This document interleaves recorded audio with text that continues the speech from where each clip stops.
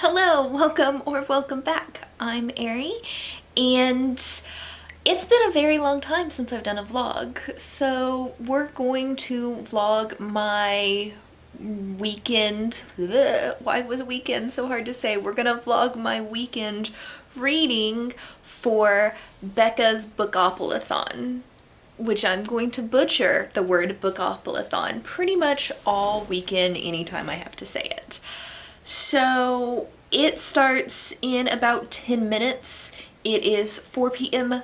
Pacific time on Friday, but the BookopolAthon is running on UK time, which I believe is BST, British Summer Time right now. This is a 48-hour readathon. It's Becca's first readathon.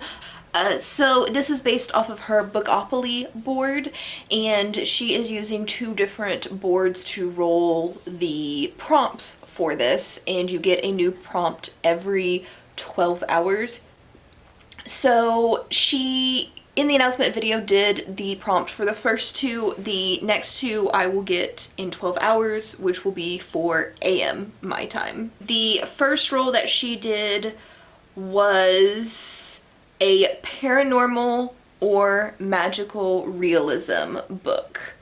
And for that, I chose 100 Years of Solitude by Gabriel Garcia Marquez.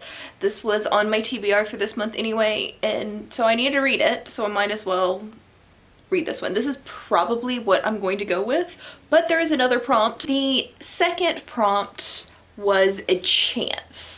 And she has a bunch of chance cards that just give you a book title. I think how she does it is she has like 8 books she wants to read and 8 books she doesn't really want to read, and then you read whichever one comes up.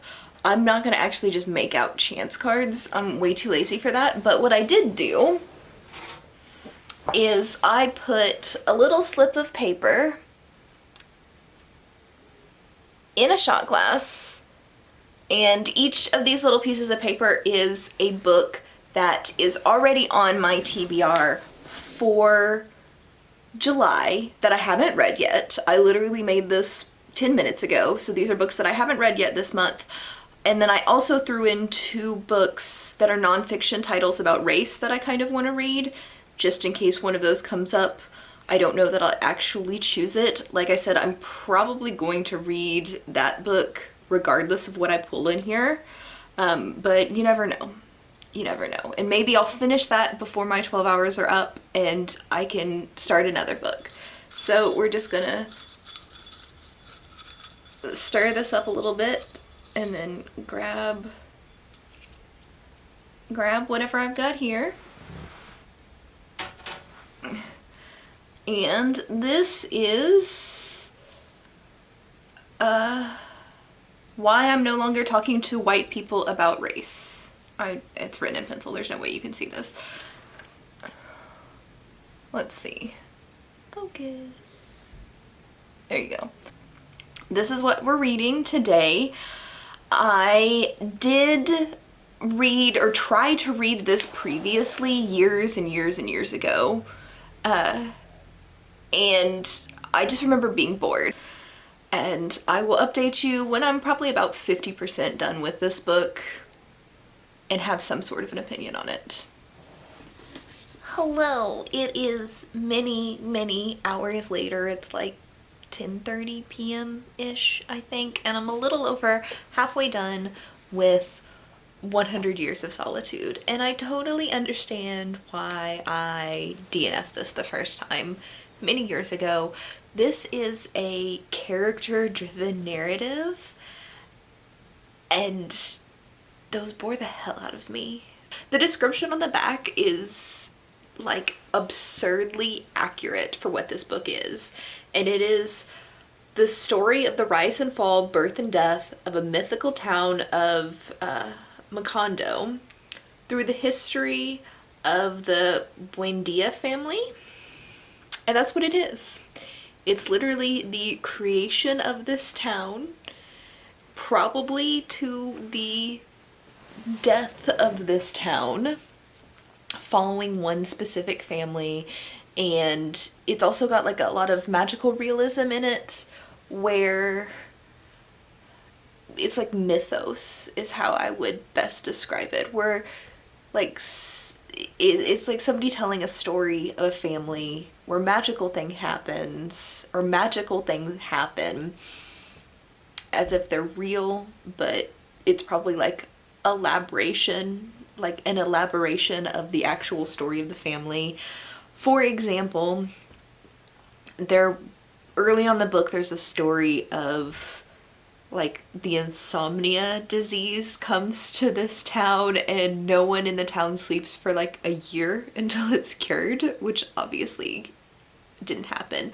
The one that I found the most interesting was one of the characters dies. He's shot in the head and his blood drains out of his ear and out of his house and down the street and turns right and into his mother's house.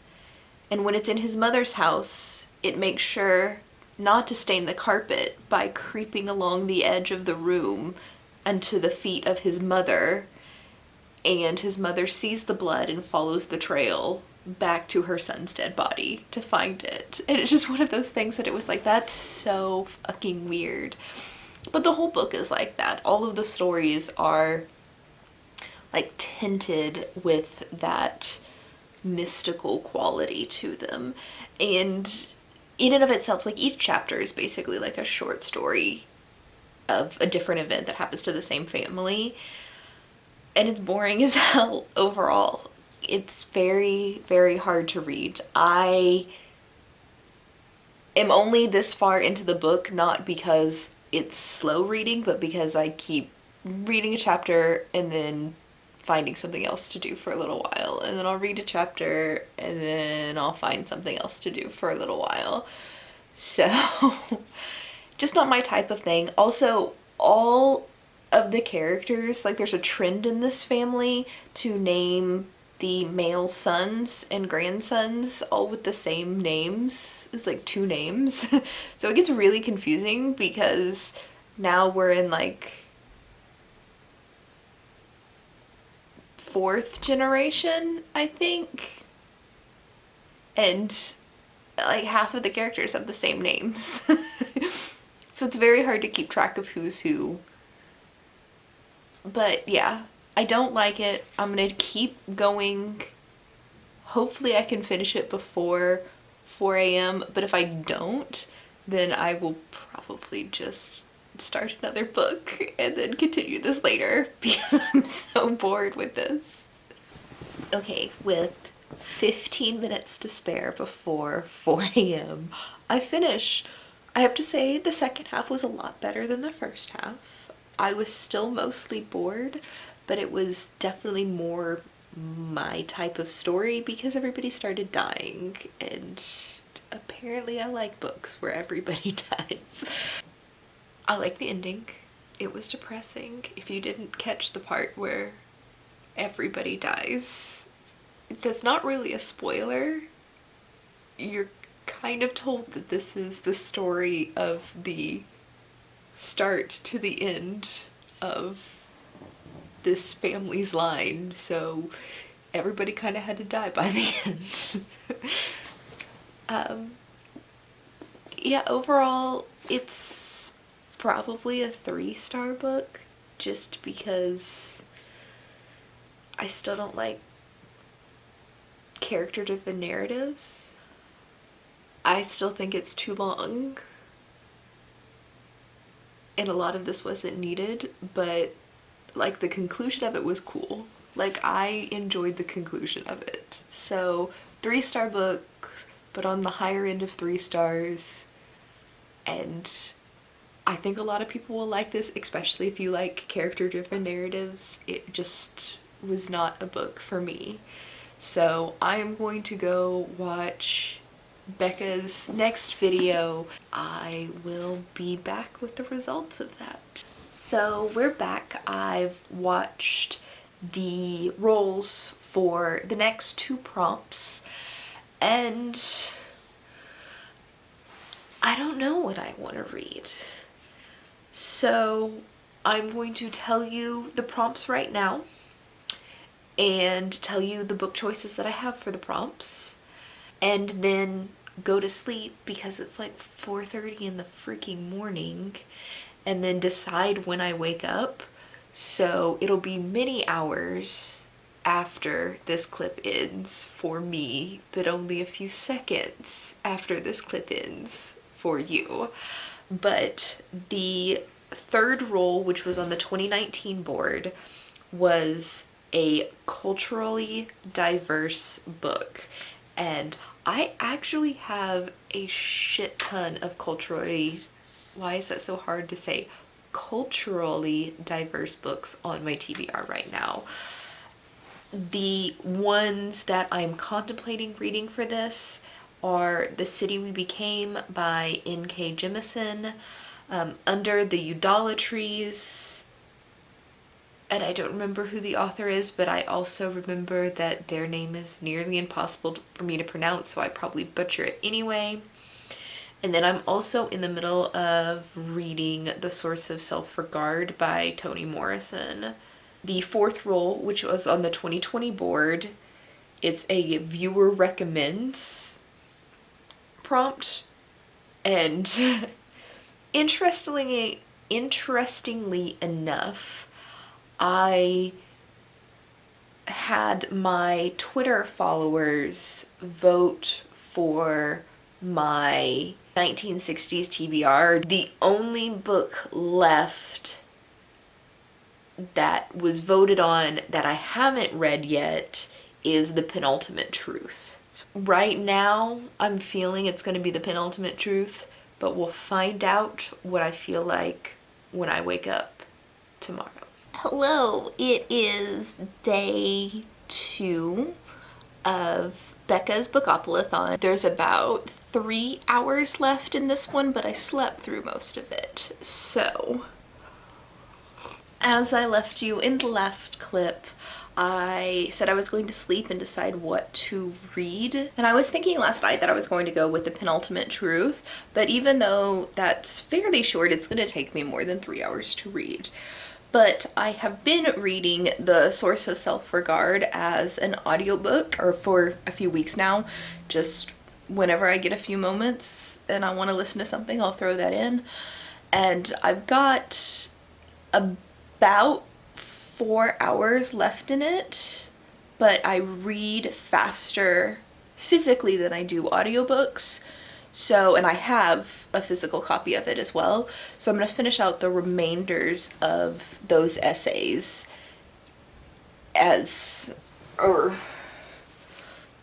on my Kindle.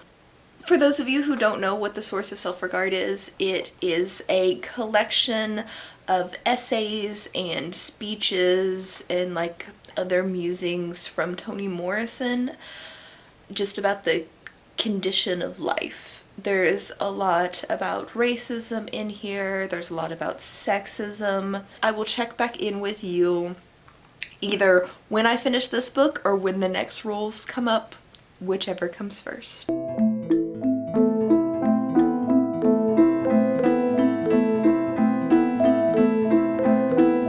So with about 20 minutes till 4 p.m., 20 minutes left to go, I did finish The Source of Self-Regard by Toni Morrison. I read 4 or 5 of the essays in like a physical format on my Kindle, and then the rest of it I listened to as an audiobook. So what did I think about it is really the question now, and I did think that a lot of the essays were very powerful. There was a few of them where I just didn't necessarily agree with what she was saying, which is fine. Everybody's entitled to their own opinions. Some of them were just okay. They were like, the ones about like literary things were like, oh, okay, that's interesting if I was a writer, but I'm not a writer, so it wasn't really applicable to me. And then one thing that this essay collection did that actually really annoyed me was they, some of the essays or speeches, like word for word, repeated previous essays or speeches, which I completely understand why, with as many speeches and presentations and essays that Toni Morrison is presenting across her life, that she would reuse the same stories. But putting them into the same essay collection when it's verbatim the exact same speech that had been given previously was at first really confusing. And then it kind of got annoying because it's like, I literally just heard this exact same thing less than an hour ago. She's prolific enough that I think this could have been edited down to remove some of these speeches that were verbatim the same thing as a previous speech. So I'm gonna stick with a 3-star on this one. I think a lot of these are very interesting. Another thing is, if you haven't read her works, specifically Sula, Beloved, Paradise, Tar Baby, and there's one other that I can't remember the name of, you're going to get spoilers in these essays because a lot of them are talking about like her writing process and what she meant when writing them. So if you are concerned with spoilers about her works, then maybe read the works first before getting into these essays. But yeah, that's all I have for now. I will be back in like a few seconds for you, a few minutes for me with the next prompts, and we'll see what book I'm reading next. So this roll was not kind to me at all. Shit. First roll this round, roll number 5, was the 2019 board. It's a mystery thriller, and I own a lot of mystery thrillers. I apparently tend to buy mystery thrillers from Book of the Month Club, but none of them are on this month's TBR. And let me remind you, this month's TBR is 21 books. So preferably, I would not deviate from this month's TBR. What I do have that's a possibility for this is A Good Marriage, which I believe it's a thriller, mystery thriller about a marriage, maybe cheating. I don't know what most of these are about. I have the Guest List by Lucy Foley, and this is a close circle isolated mystery, murder mystery. I have No Secrets by Penny Jolson. This is a story of a girl who's paralyzed in a way that she can't talk, and her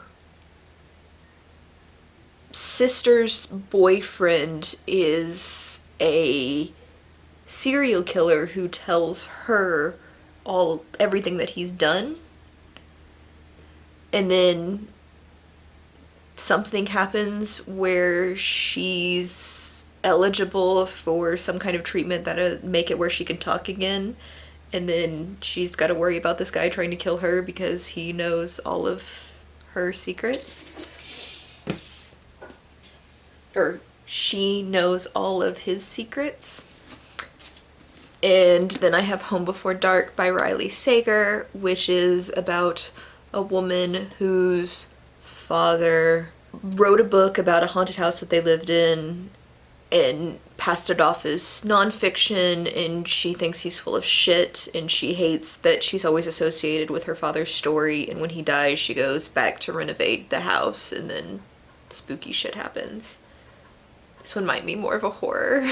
I guess it's a mystery of like what's actually going on in the house, so we'll consider this a mystery thriller. The other prompt is roll number 6 in the 2020 board, which is read a book you've been gifted.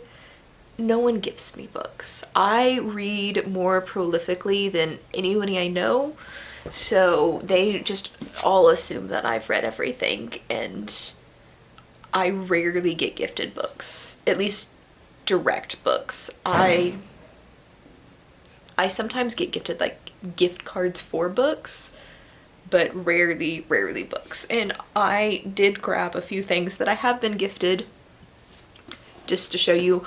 My grandmother gifted me a first edition copy of Huckleberry Finn, and I have fuck all interest in reading this, but it was gifted to me. Then when I first started in the video game industry, I volunteered a lot to get free tickets to conventions, and one of the companies I volunteered for was Versus Evil, which is a publisher for different, developers. And one of the companies that they publish, or one of the games they publish, is the Banner Saga, which is a very fantastic game if you haven't played it. It's actually 3 games now, but definitely play the Banner Saga if you haven't. Apparently somebody wrote a story about it, and when I was volunteering at the booth, the guy that I worked with gave me a free copy of it, so this was a gift. And then I don't know if this counts or not, but I won a giveaway and got a copy of, or like a ARC. So this one's stretching it because it was a giveaway and not necessarily just a gift. But this is a story of a girl who, her and her friends are camping in the mountains, and she has an argument with her boyfriend and storms off and ends up falling down the side of the mountain into a ravine, and her friends, or she's injured, kind of recovers, and her friends have like left because they thought she just stormed off and went home. But she's like injured and stranded with no food, no water in the mountains, and she's trying to survive, which sounds really interesting, but I don't know that this counts as a gift. I think my choices are going to be between these 2 books, Home Before Dark or the Banner Saga. And I think I'm going to read Home Before Dark. I think I'm going to do the mystery thriller because this sounds way more interesting and kind of more relevant than this one does, even though I do really like this video game. So I think we're going to go with this book as what I'm going to read for this segment, even though I would prefer to be reading something already on my TBR. Apparently, we're just going to take the next 12 hours to throw in something outside of my TBR because I hate myself.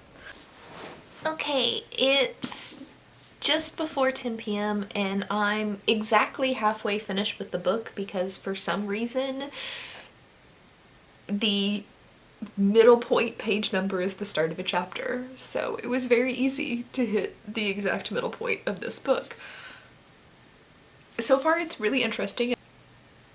It's thrilling. Like, it's spooky, like a horror movie. Like, I'm really enjoying this. So I have a thing with thrillers where I always try to predict the ending. I've never once in my entire life been right. But I always kind of like, when you first like get a feel for what the story is, I want to guess what the ending is, what the big twist is. And I'm going to share that with you right now. If you don't want to know what my prediction of the twist is, which in no way is probably going to be accurate, then go ahead and skip to the next clip. I'll make sure the next clip is at a different angle so you're not missing out on anything. But my prediction is that Maggie, who is the main character, either her as a child or her father killed somebody in the house. One of the ghosts that Maggie keeps seeing is a real person. Maggie always says that there's somebody inside the armoire in her room, and so I feel like it's a Lion, the Witch, and the Wardrobe kind of situation. And there's like, you can go through the back of the armoire and into the wall. There's an office upstairs where record player keeps playing randomly, like loud thumping comes every night, and then there's a chandelier in like the main foyer where it keeps turning on in the middle of the night even though it's off, for both her father and her. And normally you would just go to the police and say like, hey, somebody's sneaking through our walls. You wouldn't just abandon the house and then write a ghost story about it. So there has to be like a murder twist. There has to be something that Maggie's father is trying to hide the body somewhere in the house and then not sell the house for 25 years. Like, that makes sense to me. And then you wouldn't go to the police. Maybe somebody sneaking through the house and they scare the shit out of you with the loud noises, and then you stab them, or better yet, your 5-year-old daughter stabs them and kills them. Then you flee the scene, make a ghost story out of it. Makes sense? So that's my prediction for it. That's what makes sense to me right now, because we've been told straight up that there are no ghosts. So I have to believe what my narrator is telling me, that there are absolutely no ghosts in this house. So that's my prediction for now. I am enjoying it. I'm gonna go back to reading. I'll check back in a few hours when I'm done with this, and then we'll move on from there. Hello, I'm back with a new camera angle as promised. It's about 12:30 and I'm done. So this was as quick of a read as I expected it to be. What did I think? This was creepy as shit. Not the ideal thing to read when it's after dark and you live alone. The ghostly haunting things are like legitimately creepy, which is exactly what I wanted from this book. So I very much enjoyed it. I think I'm gonna give it a 4-star. It's somewhere like high 3, low 4-star, but it legitimately creeped me out, and that's what I've been looking for in a book. So I think I'm gonna give it that leeway and give it a 4-star because it creeped me out. The ending was kind of lackluster, but not the worst ending ever. It was just, I kind of wanted it to actually be Ghost, even though I knew it wasn't going to be Ghost. As far as my prediction goes, if you don't want to know how my prediction synced up with the actual ending, for spoilers either for what did or didn't happen, because it would go either way, then skip ahead until I put this book down. But for those of you who have no desire to read this book and are fine for spoilers for what did or didn't happen, then I will go on with my prediction. I was almost right. I was correct about somebody actually sneaking in through the wardrobe. There was like a entrance from the outside through that wardrobe. So that was correct.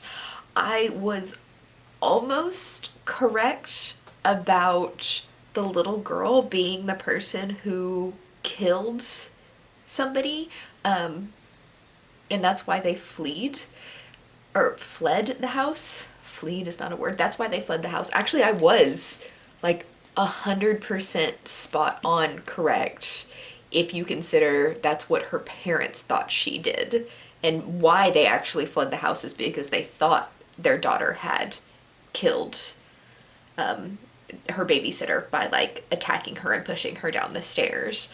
And they made up the whole ghost story to cover the fact that their 5-year-old daughter had committed a murder and that they had hid the body in the house, which is also why they never sold the house. So I was spot on. What I was not spot on about was it wasn't actually their daughter who killed the girl, her babysitter. So now that we're moving on, I still have 4 hours until the next book is drawn. So I'm kind of like way ahead of schedule. I'll check back in with you when 4 a.m. shows up and I've got something else to read. Hello, good morning. So I fell asleep before the 4 a.m. roll, so we're playing catch up a little bit here. Roll number 7 from the 2019 board was for a YA fantasy, and for that my choice is The Bells by Donnella Clayton. This is my book club pick for the month. So my book club is reading this book, so I kind of already started it, but whatever. And then the 2020 board rolled for contemporary or romance, and for that I chose Valley of the Dolls by Jacqueline Susan. This was a contemporary when it was published in the 1960s. Obviously it takes place in the 60s, but it was published in the 60s, so it can't be a modern contemporary and be published in the 60s. But this is one of my favorite books of all time, so I'm actually gonna go with this, even though it's like 500 pages, just because I've reread this like 8, 15 a lot of times. So it's very, very quick for me to read this now because I kind of already know everything that's happened, because it's one of my favorite books of all time. So this is what we're reading. I will check back in with you as always once I get halfway through. Alright, it's a little after 4 p.m. so Becca's BookopolAthon is over and done with. I am not finished with the book. I actually just finished the first chapter, which, to be fair to me, chapter 1 ends on page 163 in this book. So it's not like I didn't get any reading done and just read the first chapter. This book has the longest first chapter in existence. But I am going to go ahead and finish Valley of the Dolls up and like talk to you about it through the rest of this vlog. Just note that I didn't finish it in time. Okay, I'm gonna go back to reading, mostly because I'm boiling already sitting here and I want to turn my fan back on. So I'll catch ya when this book is done with. Alright, so I am done with Valley of the Dolls, and as you can see, I did a whole lot of tabbing on this one. It was kind of a fun experience to tab up a book with like the important scenes. So the colors of the tabs correspond with different characters. The orange tabs are Anne, the yellow tabs are Jennifer, and the purple tabs are Neely. So you can kind of see like how important the characters are. You also might know that, or notice that there's some blue tabs in here. The blue tabs are the 4th main character, the dolls, or just drug use. It's not every single time that somebody uses drugs, it's like the important times. Like first drug use, when their drug use becomes like extreme, all the different types of drugs that they use, and then other situations like that. You also might notice, looking at it from this direction, that there's not a whole lot of tabs in the first half of the book. That's because the first half of the book is boring as shit. It's way too much character building. I understand the purpose of it. It's to build Anne, Jennifer, and Neely as characters as innocent young girls who are just experiencing New York for the first time. So you can feel compassion for them once they all become famous and start burning out and taking drugs from the stress levels of their fame.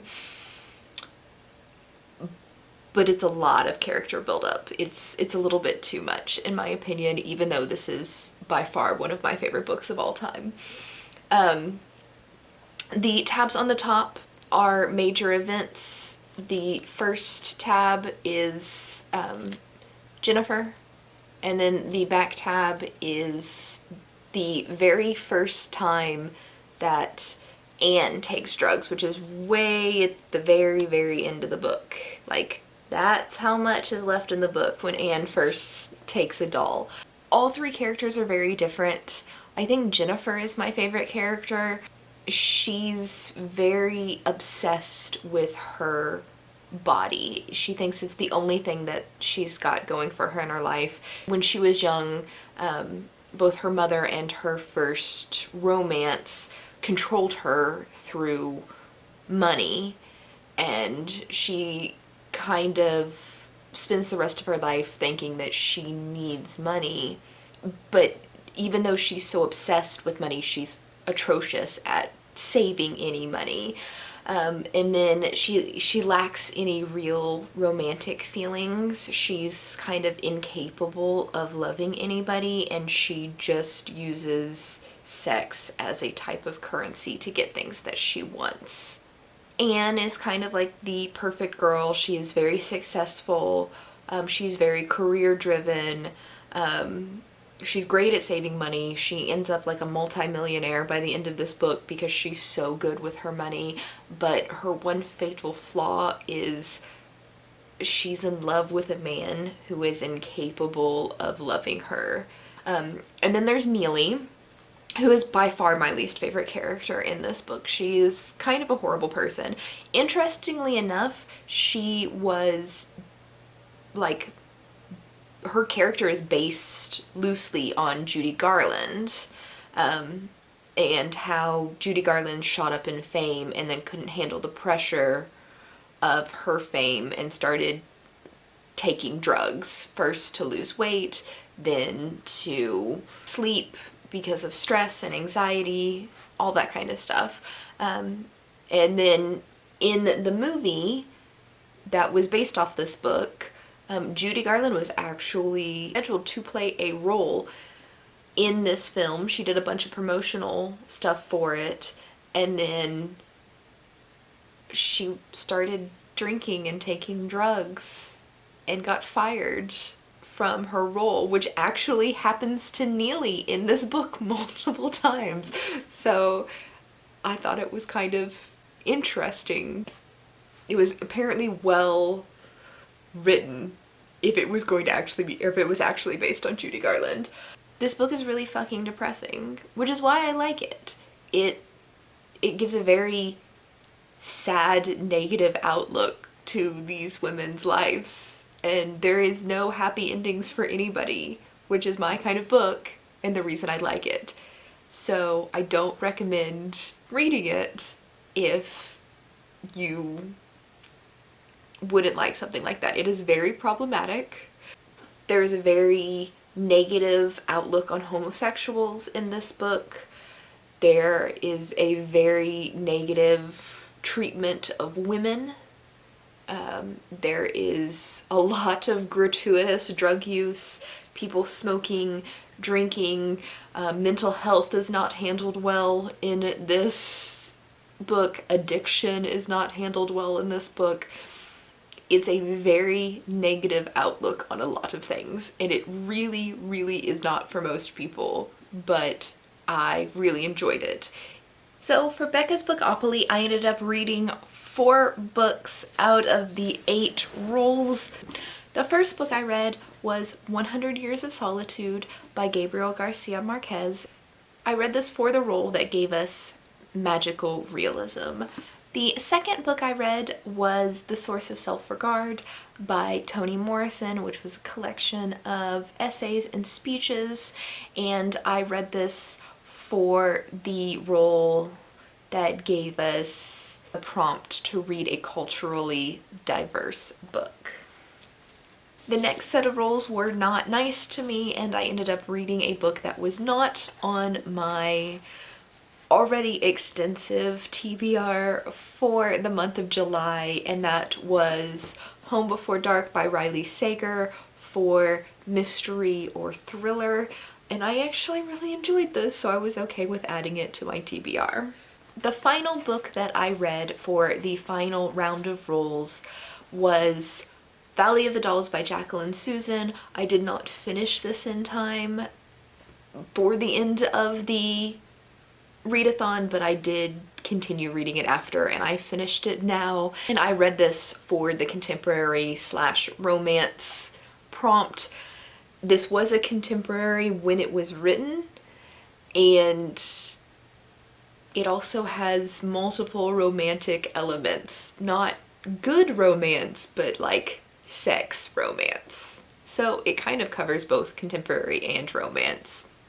That's it for this vlog. Thank you for spending the weekend with me, and I'll catch you in the next video. Bye!